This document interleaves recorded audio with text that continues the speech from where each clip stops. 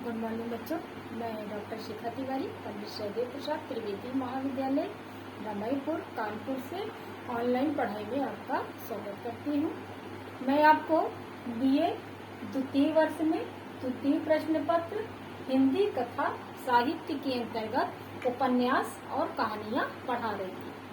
पिछले कई क्लासेस में मैंने आपको उपन्यास का उद्भव विकास, कहानी का उद्भव विकास एवं आपके पाठ्यक्रम में उपस्थित 7 कहानियां, कफन, गुंडा, यही सच है, राजा निर्बंसिया, हरीश्वर नाथ रेणु जी का मारे गए गुलफाम उर्फ केसरी कसम, चीफ की दावत आदि कहानियों के बारे में बताया था। और पिछली क्लास में मैंने आपको उपन्यास राग दरबारी जो कि श्री लाल शुक्ल जी द्वारा लिखित है उसके बारे में भी बताया था। आज मैं आपके पाठ्यक्रम में जो 2 उपन्यास है उन 2 उपन्यासों में जो दूसरा उपन्यास है चित्रलेखा, जो कि भगवती चरण वर्मा जी द्वारा लिखा गया उपन्यास है। चित्रलेखा उपन्यास जैसा कि नाम से ही प्रतीत होता है यह कोई स्त्री पात्र है।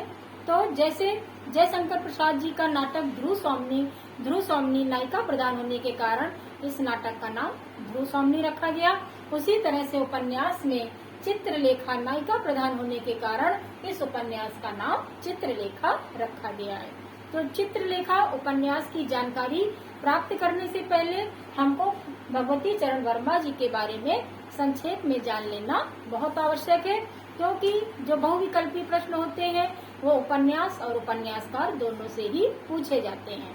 तो संक्षेप में भगवती चरण वर्मा जी के बारे में हम देखते हैं कि आपका जन्म 30 अगस्त 1903 में हुआ था। आपका जो जन्म का स्थान है वो है उन्नाव, जिला कानपुर, जो कि उत्तर प्रदेश में है। और आपकी जो शिक्षा थी वो बीए एलएलबी इलाहाबाद विश्वविद्यालय से। आपने लखनऊ में रह करके अपने कार्य क्षेत्र को विस्तार दिया। आपने अपने कार्य क्षेत्र में साहित्य के क्षेत्र में गए और साहित्य के क्षेत्र में एक प्रसिद्ध साहित्यकार के रूप में आगे बढ़कर आगे आए। आपकी जो मुख्य कृतियां हैं उनमें से सबसे पहली है पतन, जो कि 1928 में लिखी गई, चित्रलेखा 1934 में, टेढ़े मेढ़े रास्ते 1946 में, भूले बिसरे चित्र खिलौने 1957 और 1959 में, सामर्थ्य और सीमा 1962 में, अपने रेखा 1964 में, सच्ची सीधी बातें 1968 में लिखी गईं। इसी के साथ सबई नचावत राम गोसाई 1970 में, मोर्चा बंदी वसीयत और अतीत के गर्व से आदि आपने मुख्य कृतियां लिखी। आपका जो साहित्यिक योगदान है वो उपन्यास, कहानी, कविता, संस्मरण, आलोचना, नाटक, पत्रकार आदि के रूप में आपकी महत्वपूर्ण भूमिका रही है। आपको साहित्य अकादमी पुरस्कार सन 1961 में मिला और पद्म भूषण पुरस्कार से भी आपको सम्मानित किया गया। आपकी प्रसिद्धि का जो मुख्य आधार है वो है उपन्यासकार के रूप में आप हिंदी साहित्य जगत में आगे माने जाते हैं। इसके साथ ही आपकी जो मृत्यु हुई वो 5 अक्टूबर सन 1981 को हो गई। तो इतनी सारी योग्यताओं के साथ आपने हिंदी साहित्य को जो योगदान दिया है वो अविस्मरणीय है। अब हम अपने उपन्यास चित्रलेखा में आगे बढ़ते हैं। तो चित्रलेखा उपन्यास में जिन पात्रों ने अपनी भूमिका निभाई है उन पात्रों के बारे में सर्वप्रथम संक्षेप में जानेंगे। तो इस उपन्यास का जो मुख्य पात्र है वो है चित्रलेखा। चित्रलेखा उपन्यास की मुख्य एवं महत्वपूर्ण पात्र है। उपन्यास में वर्णित सभी घटनाओं के मूल में चित्रलेखा ही है। वह पाटलिपुत्र की अद्वितीय सुंदरी एवं अनुपम तार्किक शक्ति की धनी है। संसार को समझने की उसके पास पूर्ण शक्ति है, इसीलिए सभी के व्यक्तित्व को वह अपने तर्कों के आगे झुका लेती है। बीजगुप्त पाटलिपुत्र का सामंत व चित्रलेखा का प्रेमी है। बीजगुप्त धनवान भोग विलास में निमग्न रहने वाला व्यक्ति है। योगी कुमारगिरी योगी है। उसने संसार की समस्त वासनाओं पर विजय पा ली, इसीलिए संसार से उसे विरक्ति है। संसार उसके लिए साधन है और स्वर्ग उसका लक्ष्य है।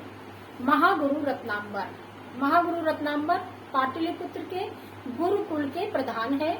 वे तपस्वी हैं। उनके दो शिष्य श्वेतांग व विशाल देव हैं। श्वेतांग महागुरु रत्नांबर का शिष्य है। वह महाप्रभु से पाप पुण्य का रहस्य जानना चाहता है। श्वेतांग जन्म से क्षत्रिय है। विशाल देव भी महागुरु रत्नांबर का शिष्य है। वह भी पाप और पुण्य का रहस्य जानना चाहता है और विशाल देव ब्राह्मण थे।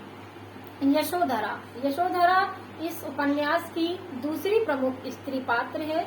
यशोधरा आर्य मृत्युंजय की इकलौती कन्या है। वह बीजगुप्त के प्रति आकर्षित जरूर है, किंतु उसे पता चलता है कि जिस पुरुष के प्रति वह आकर्षित हो रही है उसे पाप का पता लगाने का उपयुक्त साधन समझा गया है। तभी उसे श्वेतांग बीजगुप्त की अपेक्षा अधिक सुंदर व भोला नवयुवक प्रतीत होता है।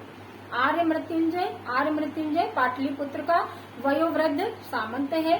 वह जन्म से क्षत्रिय होते हुए भी कर्म से ब्राह्मण है। वह आध्यात्मिक स्वभाव का व्यक्ति है। चाणक्य चंद्रगुप्त के दरबार में प्रधान अमात्य है। चाणक्य चित्रलेखा उपन्यास का महान तार्किक शक्ति से युक्त पुरुष पात्र है। तो ये थे मुख्य पात्र जिन्होंने इस उपन्यास में मुख्य भूमिका निभाई है। अब चलते हैं इस उपन्यास चित्रलेखा की ओर, जो कि पाप और पुण्य के रहस्य के बारे में हमारी और मुख्य बिंदुओं को दिखाएगा। तो सर्वप्रथम उपन्यास देखते हैं। चित्रलेखा उपन्यास भगवती चरण वर्मा का सबसे प्रभावशाली उपन्यास है और जिसकी उनके लोकप्रिय होने में महत्वपूर्ण भूमिका है।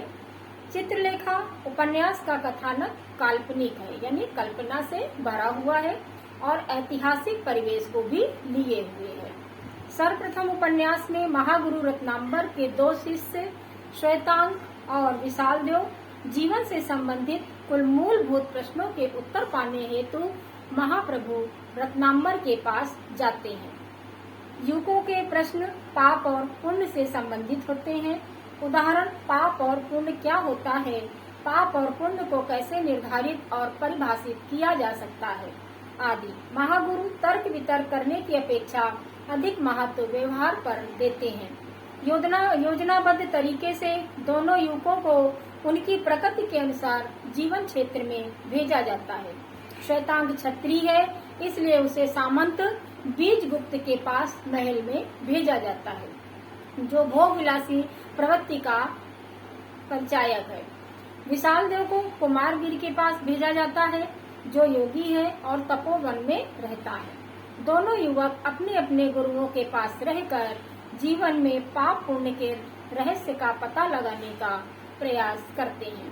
सामंत बीजगुप्त चित्रलेखा से प्रेम करने लगता है।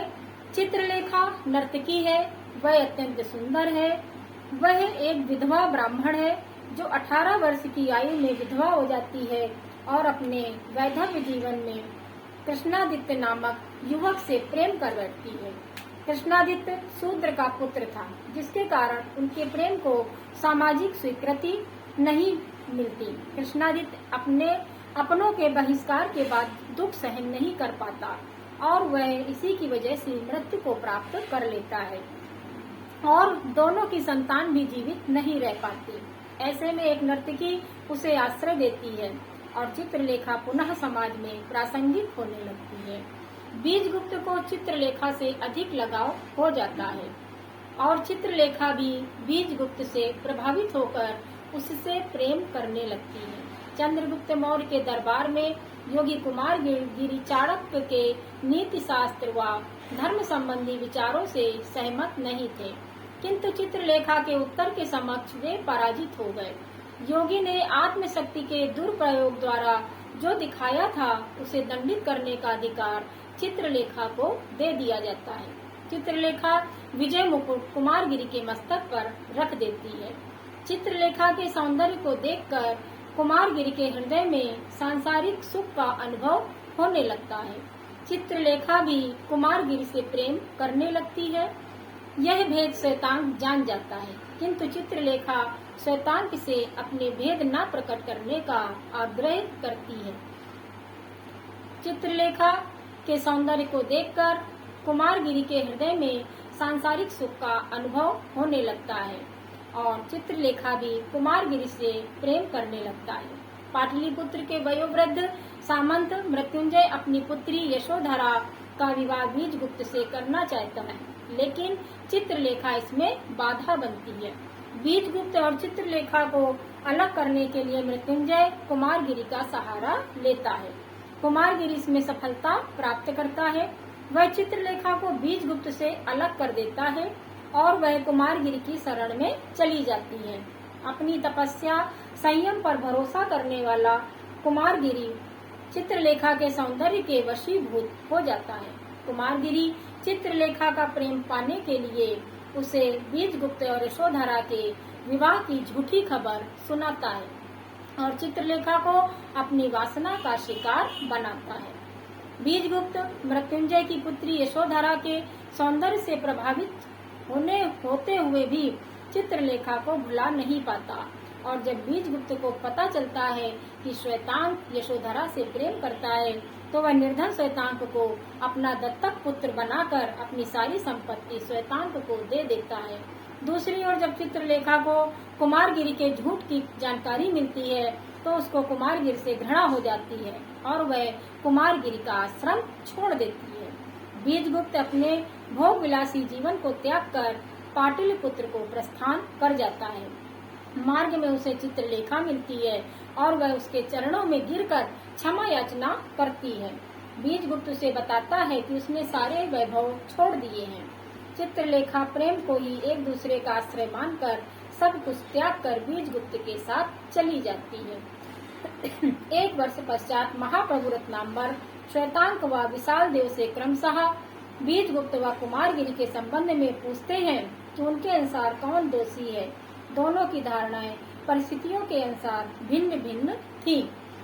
महाप्रभु उन्हें अंतिम पाठ में बताते हैं कि संसार में पाप और पुण्य कुछ भी नहीं है, वह केवल मनुष्य के दृष्टिकोण के विषमता का दूसरा नाम है। परिस्थितियों के अनुसार जो आपको पुण्य दिखाई पड़ता है वो पाप में परिणत हो जाता है और जो पाप दिखाई पड़ता है वो पुण्य में परिवर्तित हो जाता है। इसीलिए कहा जाता है कि मनुष्य परिस्थितियों का दास होता है। मनुष्य अपने स्वामी नहीं है, वरन वह अपनी परिस्थितियों का दास है। वह अपने में विवश है। मनुष्य करता नहीं, केवल साधन है। फिर पाप क्या और पुण्य क्या? पाप की कोई परिभाषा नहीं हो सकती है और न ही होगी। हम न पाप करते हैं और न पुण्य, हम केवल वह करते हैं जो हमें करना पड़ता है। तो ये था भगवती चरण वर्मा जी का लिखा गया चित्रलेखा उपन्यास। आशा करती हूँ बच्चों आपको समझ में आया होगा। आज के लिए बस इतना ही। नेक्स्ट वीडियो में हम फिर मिलेंगे। धन्यवाद।